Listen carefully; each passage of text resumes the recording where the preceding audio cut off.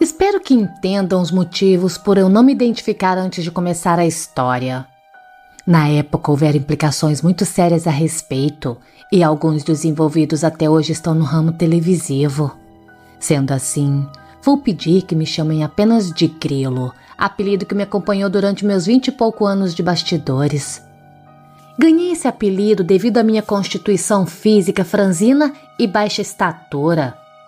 Apesar dessas características, sempre tive uma saúde de ferro e na emissora era pau pra toda a obra, atuando como contra-regra, cabo-man e auxiliar de auditório.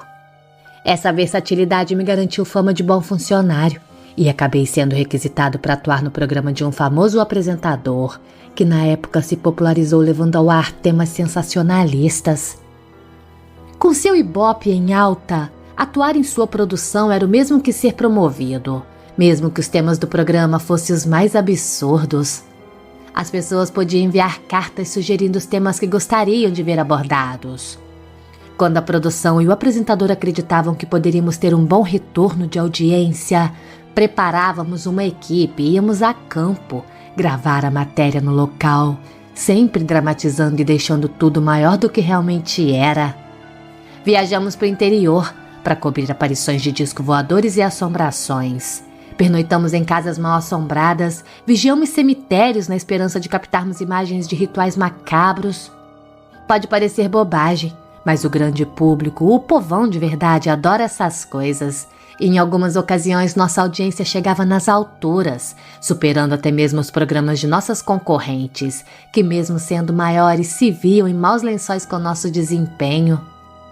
Foi no ano de 93, precisamente no mês de agosto, que a produção recebeu uma carta sem remetente, com um envelope sujo e manchado.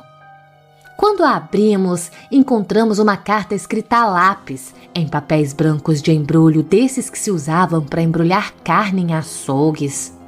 Os erros de português eram muitos, a ponto de termos dificuldade em traduzir até o que estava escrito.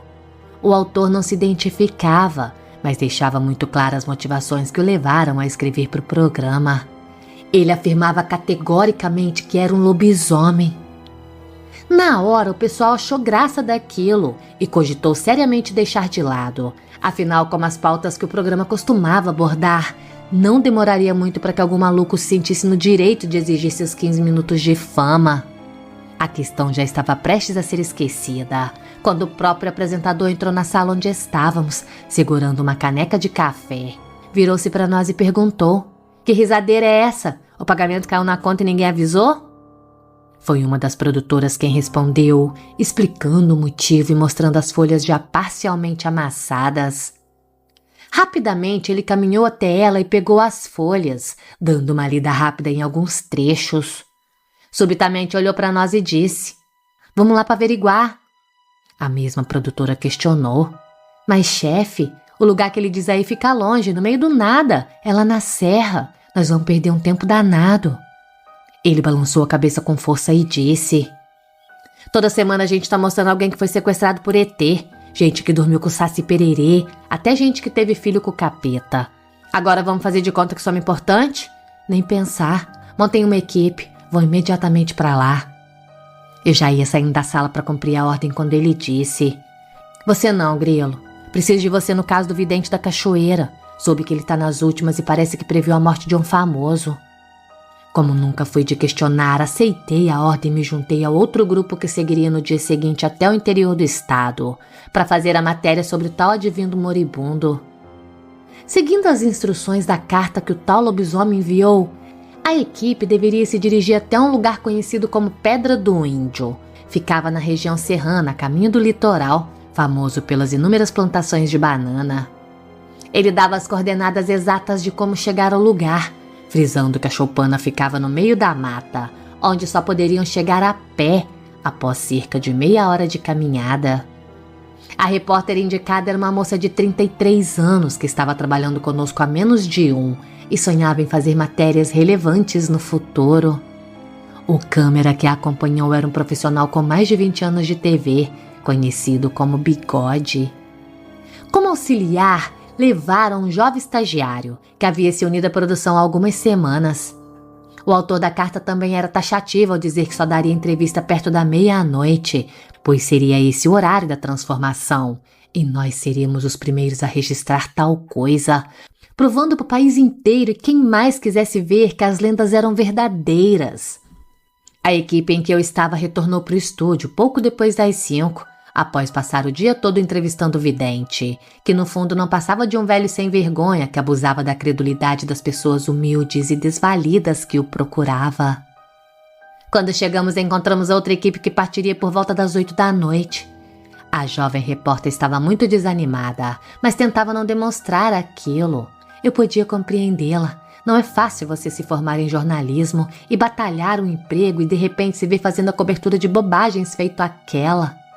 Bigode, o estagiário, preparava o cabeamento e ajeitava as coisas na van. Eu estava cansado e com dor de cabeça. A casa do vidente cheirava incenso e aquilo fez minha rinite atacar. Por sorte, o apresentador e diretor nos dispensaram pelo resto do dia, se ocupando com detalhes do merchandising. Quando eu estava indo para o estacionamento, o diretor gritou: "Amanhã 8 horas, Grilo. Temos que preparar o palco para o número musical." Eu assenti e segui para o meu carro. Ao chegar em casa, estava tão exausto que adormeci assim que saí do banho. No dia seguinte, ao chegar na emissora, percebi as pessoas cochichando e andando de um lado para o outro. Me apressei para chegar até o Estúdio 5 e, ao entrar, vi o apresentador conversando com 2 pessoas que eu não conhecia, mas soube depois que eram policiais civis. Ao me ver, ele fez um sinal para que eu esperasse e assim que se despediu dos 2 homens, veio a mim. A equipe que foi até o lobisomem da carta não voltou, Grilo. Eram para terem chegado lá 2 da manhã, mas até agora nada. "E agora? O que vamos fazer?" Eu perguntei. Ele respirou fundo e respondeu: "Eu estava esperando você chegar. Vamos chamar o chefe de segurança e mais 2 rapazes. Preciso que você vá até lá e veja o que aconteceu. A produtora já anotou o endereço para vocês. Veja se descobre alguma coisa. Por via das dúvidas, um cameraman vai te acompanhar." Eu assenti, mas antes de sair indaguei: "O que é que você acha que aconteceu com eles?" Ele tirou o cigarro da boca e balançou a cabeça. "Não sei, mas o Bigode foi dirigindo e a gente sabe que ele gosta de tomar umas escondidas. Só espero que não tenha sofrido um acidente. Já tem alguém da produção ligando para hospitais." Já havia uma van nos esperando do lado de fora. Em pouco tempo já estávamos a caminho do tal lugar. O chefe de segurança, treinado em direção defensiva, serviu como chofer, nos guiando até o local. Após quase 3 horas de estrada, chegamos ao lugar designado, que ficava na lateral de uma estradinha de terra antes do quilômetro 14. Adentramos a trilha, sendo atacados por mosquitos e chafurdando os pés no chão lamacento, até que finalmente encontramos a tal choupana. Era um casebre miserável, feito de compensado e teto de zinco. Caminhei até lá e empurrei a porta, ouvindo de longe o zumbido de moscas. Se um dos rapazes não me segurasse, eu teria desmaiado.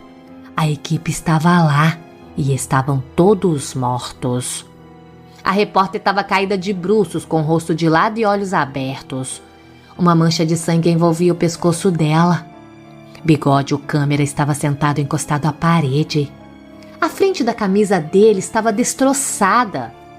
Quase atrás da porta estava o corpo do estagiário, encolhido e com as costas dilaceradas. Não havia mais nada além de sujeira, garrafas vazias e cascas de banana. Assim que viu aquela cena, o chefe de segurança ordenou: "Ninguém toca em nada."